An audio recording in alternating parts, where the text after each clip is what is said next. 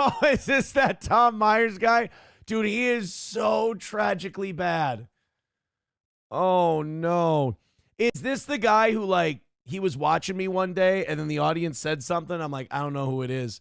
And then MGD went, you have to see this YouTube channel of his comedy clips. They're so fucking terrible. And I didn't, but then he started deleting his clips. Oh, this guy's a chicken shit. This is one of those guys where I'm like, man, if I didn't have anything better to do, I could lean into this guy for a little bit and we could just smoke him. But, like, honestly, I think God's done that at this point. All right. How you guys doing tonight? Everybody having a good time so far? Yeah. What the is he on, like, what's the Jerry's kid's disease? Spina bifida? Who the is that host? Yeah, I'm in kind of a weird mood myself. Oh, God, is he going to do a joke about hitting a bong and then blowing it at somebody else? Oh, God, what a fucking hack. On my way down here, I stopped at a convenience store. I'm waiting in line to pay, and the guy in front of me puts down a dozen donuts, 2 big bags of Doritos, one of those cheapo 1-gallon bottles. Is that why your eyes are so bugged out? You were surprised at his groceries and they haven't gone back into your head yet? Why the fuck does he have eyes like Glenn in The Walking Dead? This guy's a bug-eyed weirdo. Generic brand fruit punch and a nasty, old, rotting banana. And he turns. Why is he wearing his dad's jacket? Well, they sell him in his size. Like, he doesn't have to wear other people's.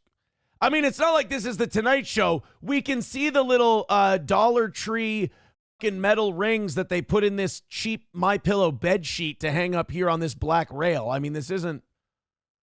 The lighting is awful too. Either that or you do have a two-tone face. That could be a face transplant thing. I'm not sure. Clerk and says to him, "My girlfriend just had an operation. She can only eat certain things." I look at him. If he goes, I look at him and I said, what'd she have? A bong transplant? I'm going to lose my fucking mind at how criminally unfunny it is. At him and I go, yeah, right. What did she have, a bong hit transplant? Oh. You can hear 3 individual laughs and 1 person shout out. And ladies and gentlemen, that's why you bring your cousin to your stand-up gigs. That guy's in here right now, isn't he? Oh, shit. Oh, that's the hack. Oh, God. I wish I wouldn't have started out doing comedy and emceeing, because you see everything. And that's the thing hacks do when they're joke bombs, is they try to go like, this guy knows what I'm talking about. That guy's in here, is he? Oh, he's here. That's why you're not laughing. No, they're just laughing at the criminally unfunny premise you've just presented them with. The basis of the joke doesn't even make sense. You know what? This dopey hack is not allowed to watch. First of all, the only reason this shithead should be watching me is so he learns how to fucking do this. Because based on what I've seen, he should delete every fucking clip he's got. Oh my God. Hacks say that sucks. If Tom Myers dreams that his show's anywhere near as good as mine, he better wake up and apologize. Oh, is he terrible? Jesus Christ. You know, Tom Myers, you're welcome, because me pointing out how terrible you are is the best PR you've probably gotten in a while. Bob Levy looks at Tom Myers' numbers and goes, I'm not doing too bad. He might actually get better if he keeps. You know what, Tom? Watch this show, but don't pause it or talk over it. Learn something. Somebody said that Michael Myers is funnier. Tom was watching your show and reacting to your news stories as if he thought he was on your show. It's incredible. Wait a minute. So Tom Myers is so shitty at watching people and A-logging them that it turns out he was just enamored with the content on my show and wanted to comment on it. You understand that's called just being a listener, Tom? What you did is you were a caller to my show without calling my show. See, now don't turn me back to the old me. Don't make me go back to what I used to be. I don't want to dig in and wreck this guy. It's not worth it. My audience would get bored. Hey, guys, I got big news. Remember I told you how funny the Jesse P.S. throat goat Ethan Van Sciver interview was? Apparently, I think Jesse might have, Oh, he does. He has an Ethan Van Sciver t-shirt in podawful.shop/shirts. Look at that. Comics Goat. He told Ethan Van Sciver, he told the Throat Goat that he was going to steal his logo and that he was going to make his own logo off of it, and there was fucking nothing he could do. And it's really a win-win for Jesse, because if Ethan Van Sciver, the Throat Goat, if he slaps a cease and desist or a trademark violation on Jesse for this, it's like, really? You're going to do that for the 10 people that are going to buy that shirt? Or Jesse's going to make fun of your shit and sell that the way it is. Like, it's a funny move. I know people do it with steel toe stuff. I've always thought that was a funny move. I just, selling steel toe shit is not selling merch is not a profitable venture.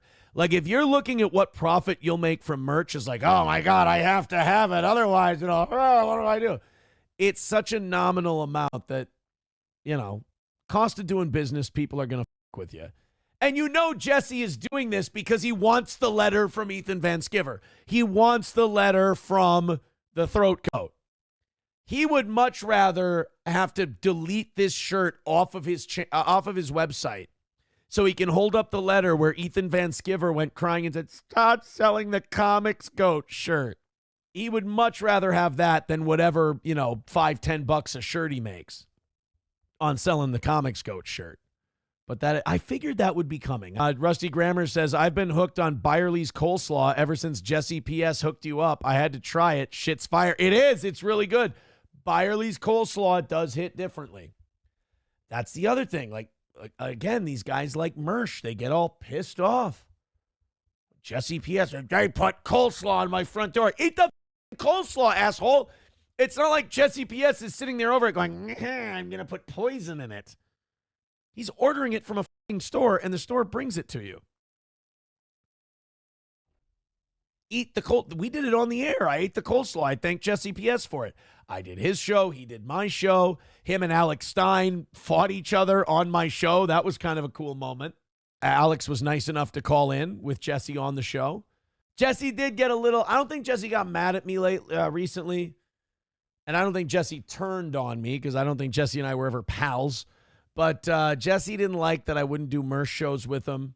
And I wanted to. I really did. But there's two reasons why I didn't. It's because, one, our schedules conflict. And number two, I know Jesse says, I'm not going to talk about anything that you can't talk about. I'm not going to. And I'm sure he wouldn't. But I don't want to leave that power in anyone's hands but mine, if that's understandable. I want to leave that all in my hands, if at all possible. Dive Bar says, and Mersh made Johnny cry. What kind of friend would you be if you hung out with Mersh? Hanging out with Mersh doesn't seem like a lot of fun. Mersh is getting to a sad place.